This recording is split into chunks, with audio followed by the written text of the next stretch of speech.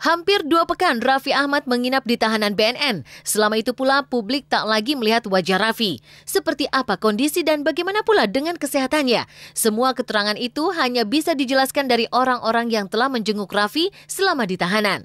Dari semua yang menemui Raffi itu, agaknya pernyataan pengacara Farhad Abbas lah yang paling sensasional. Dalam keterangannya, Farhad berkata kalau Raffi sering mengigau dan memanggil-manggil nama Yuni Syara. Dugaan pun muncul mengapa Raffi kerap mengigau. Benarkah ini reaksi dari alam bawah sadar Raffi yang tak terkontrol?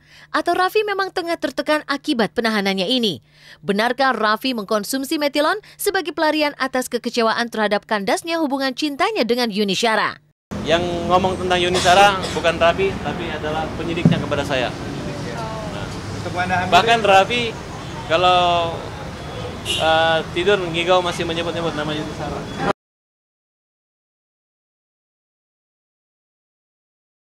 Kalau zat adiksinya itu akan kita pemeriksaan lebih lanjut ya. Ke depan ini akan ada pemeriksaan lebih lanjut ya. Untuk keluhan fisik dan psikis gitu. Jadi nanti kita akan Sebagai pengacara, Farhad memang terkenal dengan pernyataan sensasionalnya. Secara profesi, Farhad dan Raffi memang bertolak belakang. Tapi bukan berarti keduanya tidak saling kenal. Namun banyak yang menduga kalau Farhad sengaja menuai sensasi dari pernyataannya. Di sejumlah media online disebutkan kalau Raffi membantah semua pernyataan Farhad Abbas itu. Bantahan Raffi itu disampaikan melalui kuasa hukumnya Rahmat Harahap. Tapi ketika tim Was-Was hendak mengkonfirmasi perihal pernyataan Raffi tersebut, Rahmat Harahap tak bisa dihubungi. Lantas, seperti apa Farhad Abbas menyikapi keberatan Raffi itu? Dan mengapa pula Yuni Syara tetap diam dan tak ingin berkomentar banyak perihal kasus mantan kekasihnya itu?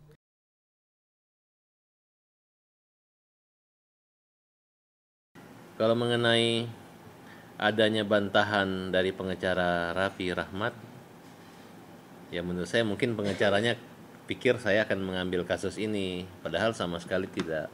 Itu dugaannya ke Yuni, ya saya hanya meminta tolong diklarifikasi agar masyarakat tidak menyudutkan nama baik daripada Yuni gitu.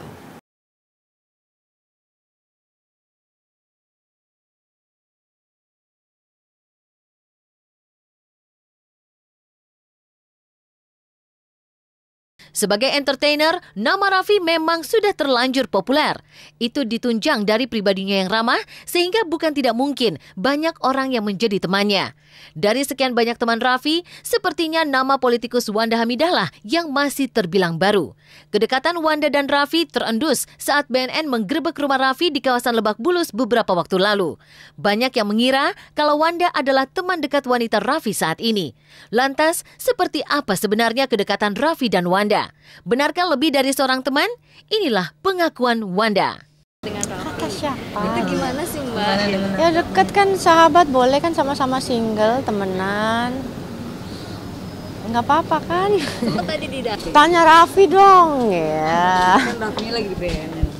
Berapa lama ya? Nggak ngitungin. Dengan Raffi ya? Nggak. Aduh saya lupa lagi, nggak menghitung. Saya tak menghitung hari. Enggak, ya mungkin beberapa bulan.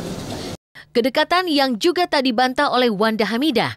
Tapi sejauh mana kedekatan keduanya, politisi satu ini masih terkesan enggan untuk berbicara terbuka. Baginya siapa saja yang akan mendampingi hidupnya kelak tak menjadi persoalan, asalkan bukan suami orang dan bisa menjadi imam dalam keluarganya. Lantas, mungkinkah jika sosok Raffi mampu mencuri hati ibu 3 anak ini? Ya nggak apa-apa, maksudnya ya hak dia ya, selama bukan istri orang. Bisa membuat bahagia, orang tua juga merasa nyaman menitipkan anaknya, kemudian anak-anak mencintai, gitu kenapa? Ya bisa menjadi imam dalam keluarga, bisa menjadi teladan dalam keluarga, itu kan yang penting itu. Raffi Ahmad tidak hanya dibayang-bayangi persoalan hukum. Sejak ditahan secara otomatis Raffi tak bisa bekerja. Bukan tidak mungkin dalam beberapa waktu selama di tahanan BNN ini, sang jutawan muda kehilangan ratusan juta akibat tidak bisa beraktivitas. Begitu banyak pekerjaan dan kontrak yang tertunda dari mulai iklan menjadi presenter bahkan sinetron. Ini jugalah yang diungkap Wanda Hamidah ketika Raffi sempat berbagi cerita dengannya. Dia cuma pengen satu aja, ini semua cepat selesai, itu aja. Pengen semua cepat selesai. Dia pengen kerja lagi karena dia merasa punya tanggungan yang ya orang-orang di sekeliling Raffi, dia merasa punya tanggungan terhadap orang-orang yang bekerja dengan dia. Dia juga merasa punya tanggungan terhadap PH-PH atau TV-TV yang dia masih punya kontrak gitu. Dan dia ingin, ya dia ngomong dia ingin keluar dari sini, dia pengen merefresh dirinya gitu ya, ingin lebih baik lagi, ingin lebih teratur lagi. Dia akan, ya dia cerita, tapi kan nggak boleh saya ceritain sini loh, ya. Karena salah satunya obat depresi itu, pertama dia harus jangan dibiarkan sendiri, ngelamun. Nggak boleh tuh, dia selalu harus diajak bicara, ajak ngomong. Kalau dia banyak ngomong kita dengerin gitu. Itulah salah satu cara untuk mengurangi gangguan yang tadi tuh, gangguan depresi.